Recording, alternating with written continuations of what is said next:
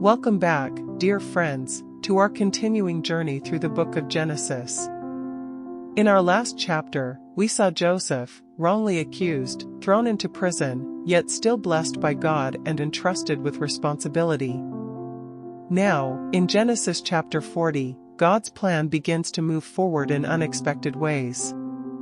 Two high officials of Pharaoh, the chief butler and the chief baker, are placed in the very same prison as Joseph. What follows is a story of dreams, divine interpretation, and a reminder that God's timing is often different from ours. It came to pass, sometime after Joseph's imprisonment, that the butler and the baker of the king of Egypt defended Pharaoh. His anger burned against these two officers, and he ordered them to be confined in the house of the captain of the guard, the very place where Joseph was held. The captain of the guard placed them under Joseph's care, and Joseph served them faithfully during their time in custody. One night, both the butler and the baker had dreams. Each unique, each carrying its own meaning. In the morning, Joseph noticed that their faces were troubled. He asked them, "Why do you look so sad today?" They answered, "We each have had a dream, and there is no one to interpret it." Joseph replied, "Do not interpretations belong to God?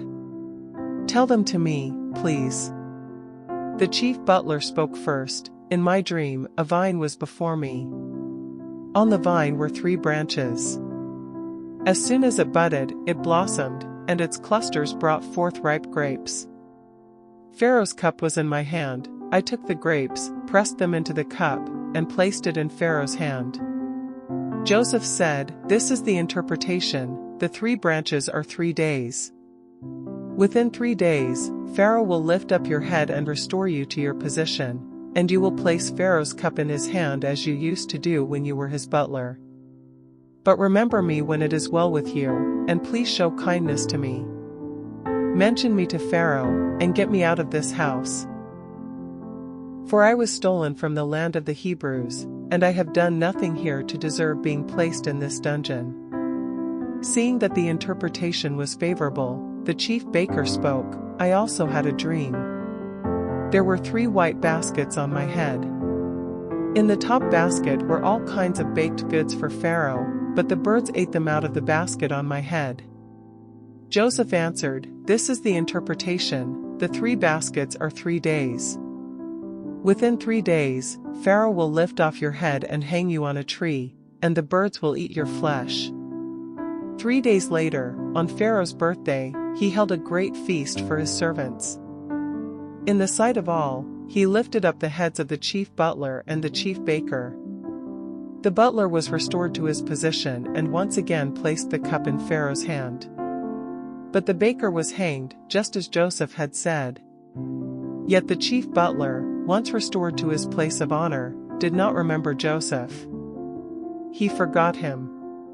Genesis 40 reminds us that even when we speak truth, even when we serve faithfully, people may forget us. But God never forgets.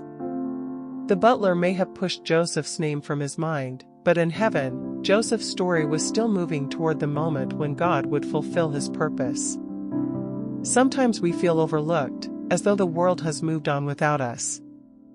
But if we belong to God, our waiting is never wasted. He knows the right time to open the door, and when he does, no one can shut it. So let us learn from Joseph, keep serving faithfully, keep trusting, and keep holding on to the one who never forgets his children.